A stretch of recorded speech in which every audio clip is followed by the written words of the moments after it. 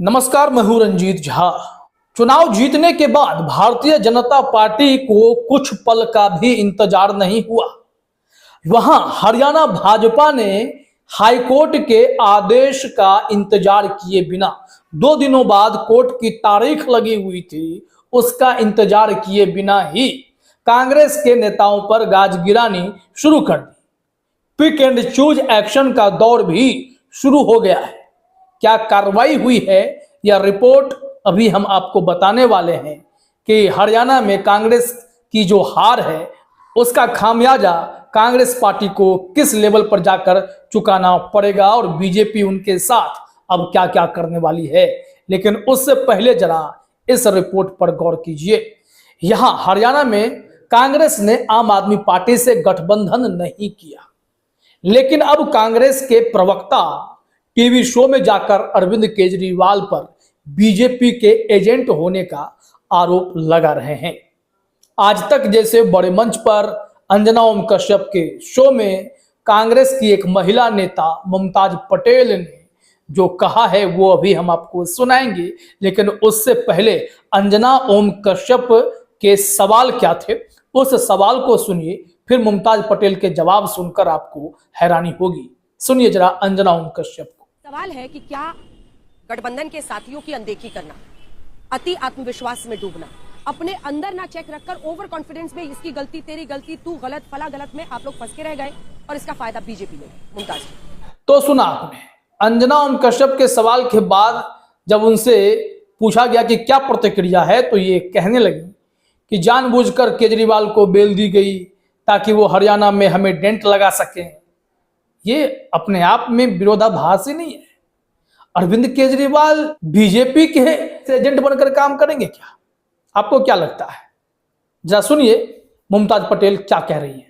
जो आप कह रहे हैं कि अलायंस की बात, तो अलायंस तो हुई नहीं। यहाँ पे मैं एक पॉइंट रखना चाहूंगी कि अगर अलायंस होती तो आप केजरीवाल जी को क्या बेल देते? नहीं देते। तो कहीं ना कहीं ये बीजेपी की भी रणनीति रही है कि वो चाहते थे कि अलायंस ना हो और उसी के तहत उन्होंने केजरीवाल जी को बेल दी थी ताकि आम आदमी पार्टी जो है वो कांग्रेस के वोट में डेंट डाले। पर तो सुना आपने। इसके बाद अंजना ओम कश्यप उन्हें करेक्ट भी करती हैं, तो वो अपने आप को थोड़ा सा बैकफुट पर महसूस करती है। आपने कहा कि भारतीय जनता पार्टी की वजह से आपका गठबंधन नहीं हुआ, मतलब ये तो हास्यास्पद है ना। इस तरह की खबर आई थी कि मैं ये नहीं कह रही हूं, लेकिन आपके हरियाणा के नेताओं ने कहा ऑन रिकॉर्ड, भूपिंदर हुड्डा ने मुझे इंटरव्यू में कहा कि हमने उनको सीटें दी थी जितनी, वो उतने पे नहीं माने जी, हमने गठबंधन उनके साथ नहीं किया क्योंकि हम अपने दम पर जीत रहे हैं। ये तो आपका कॉन्फिडेंस था। उनको बेल मिली, उनके प्रचार से बिल्कुल बटा नहीं बटा, तो बात की रणनीति। हालांकि आम आदमी पार्टी के जो गोपाल इटालिया हैं गुजरात में, वो क्या कह रहे हैं वो भी हम आपको ट्वीट के जरिए बताएंगे। यहाँ गोपाल इटालिया कह रहे हैं कि आदरणीय मुमताज पटेल जी, आपका कहना है कि बीजेपी की रणनीति रही, वो चाहते थे कि गठबंधन ना हो, इसलिए उन्होंने केजरीवाल जी को चुनाव से पहले बेल दी थी ताकि आप कांग्रेस पार्टी के वोट में डेंट डालें। केजरीवाल को किस वक्त पर, किसके कहने पर, किसने क्यों बेल दी है, यह बात कम से कम अभिषेक मनु सिंघवी जी से पूछ लेते। वो तो कांग्रेसी हैं, राज्यसभा के सदस्य भी हैं, कांग्रेस के सीनियर लीडर हैं, उनसे सलाह मशविरा कर लिए रहते। अरविंद केजरीवाल जेल से न छूटे, इसलिए भाजपा ने हर निम्न से निम्नतम प्रयास किया। केजरीवाल को बेल न मिले, इसलिए भाजपाई जाहिल कोर्ट में इतनी वाहियात दलीलें करते थे कि मैं क्या बताऊं। सिंघवी साहब ने पूरा दम लगाकर कोर्ट में धारदार दलीलें कर केजरीवाल जी को बेल दिलवाई है, और आप सार्वजनिक मंच पर कहती हैं कि भाजपा ने गठबंधन ना होने देने के लिए बेल दिया है। हमारा यकीन ना करो, ये आपका हक है, लेकिन कांग्रेस पक्ष के राज्यसभा सांसद अभिषेक मनु सिंघवी जी का तो भरोसा करो। ये कहना है किनका? आप गोपाल इटालिया जी को अच्छे से जानते हैं। गुजरात में इन्हें कंट्रोल करने के लिए बीजेपी ने कितनी ताकत झोंकी थी विधानसभा चुनाव में। इसके बावजूद वहां गुजरात में आपने देखा भी कि आम आदमी पार्टी के विधायक जीते, अच्छी खासी संख्या में जीत गए, जो सब के लिए हैरानी की बात थी। और अब इन सब विवादों के बीच हरियाणा के चुनावी आंकड़े, वोट शेयर पर खूब बहस चल रही है। ईवीएम का विवाद भी जमकर सामने आ रहा है। लेकिन इसके इतर दैनिक भास्कर पर एक रिपोर्ट छपी है, और यह रिपोर्ट कहती है कि हरियाणा में भाई कार्रवाई हुई है। हरियाणा में चुनाव के बाद 2 कांग्रेस नेताओं पर गाज नगर निगम ने दोनों के दफ्तर सील किए। कहा रिहायशी इमारत का कमर्शियल यूज किया। अब मौके ढूंढे जाएंगे, यहां कुछ ना कुछ तो आएगा। ये नोटिस सार्वजनिक सूचना आप देख सकते हैं। क्या कहा जा रहा है कि नगर निगम की तरफ से जो ज्वाइंट कमिश्नर है, कहा गया कि नगर निगम के ज्वाइंट कमिश्नर वीरेंद्र चौधरी ने बताया कि रेजिडेंशियल बिल्डिंग को कमर्शियल के तौर पर यूज किया जा रहा था। पंजाब एंड हरियाणा हाईकोर्ट के आदेश पर ऐसी सभी बिल्डिंगों को सील किया जा रहा है। जितने भी घर में कमर्शियल एक्टिविटी हो रही है उन पर कार्रवाई की जा रही है। हम पहले बिल्डिंगों को सील कराएंगे, अगर कोई सील तोड़ेगा तो उसके खिलाफ मामला दर्ज कराया जाएगा, अगर फिर भी वो नहीं माने तो इसे तोड़ देंगे, मतलब वो जगह ही तोड़ दी जाएगी। अब इस मामले पर कांग्रेस नेता ने आरोप लगाया है कि pick and choose selective action जिसे कहते हैं वो एक्शन के तहत ही कार्रवाई हुई है। क्या कहा जा रहा है कि कांग्रेस नेता सुमित गौर ने कहा कि 6.5 फीट की दीवार है, कोई गेट नहीं है, यहाँ छोटा गेट है, उस पर ताला लगा हुआ है, पिक एंड चूज के तहत कार्रवाई की जाएगी। आगे रेस्टोरेंट है वो छोड़ दीजिए, जिन्हें राजनीतिक नेताओं का संरक्षण प्राप्त है वो छोड़ दिए, सिर्फ हमारे ऑफिस को ही सील कर दिया। मुझे आज तक कोई नोटिस नहीं आया, अब मेरी दीवार पर नोटिस चिपका दिया, कांग्रेस का बोर्ड लगा हुआ है, सिर्फ इसलिए सील कर दिया गया। ये आरोप उन्होंने लगाए हैं। अब ऐसे में कि जो दाइमा है, जो दूसरे कांग्रेस नेता है, उनके साथ भी यह सलूक हुआ तो उन्होंने कहा कि कोर्ट के आदेश का भी, फैसले का भी इंतजार नहीं किया।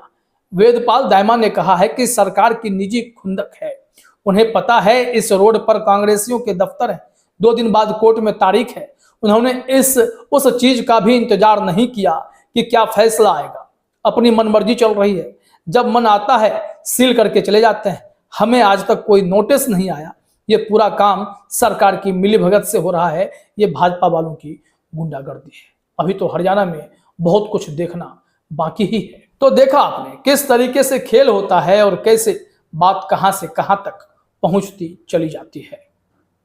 तो फिर देखते हैं कि हरियाणा विधानसभा चुनाव के नतीजों के बाद बीजेपी की तीसरी टर्म की सरकार आने के बाद वहां अब कांग्रेस नेताओं के साथ और किस लेवल तक का सलूक किया जाता है। लेकिन इस बीच जब हरियाणा के बाद महाराष्ट्र और झारखंड विधानसभा चुनाव सीधे सीधे सिर पर है, तो वैसे परिस्थिति में महाराष्ट्र से चुनाव आयोग पर एक गंभीर आरोप लगा है।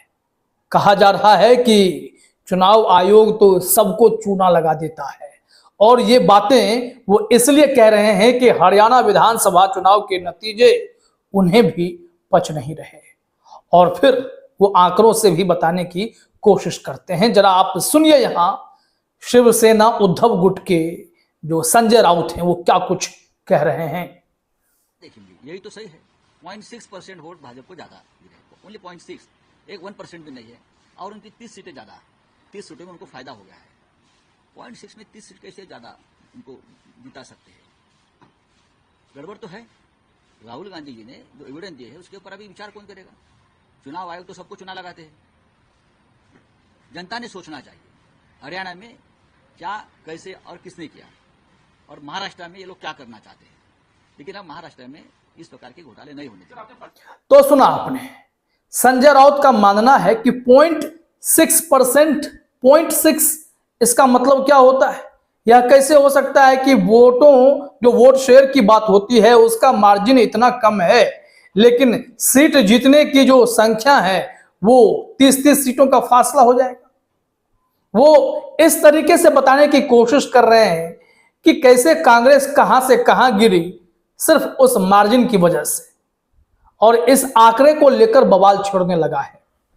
मेरे पास एक ट्वीट है जिसमें कुछ आंकड़े हैं जिस पर सवाल खड़े होते हैं। वोट फॉर डेमोक्रेसी के फाउंडर डॉक्टर प्यारेलाल गर्ग जी का हरियाणा चुनाव पर सनसनीखेज खुलासा। 2024 लोकसभा चुनाव की तरह ही हरियाणा चुनाव में भी भारी धांधली।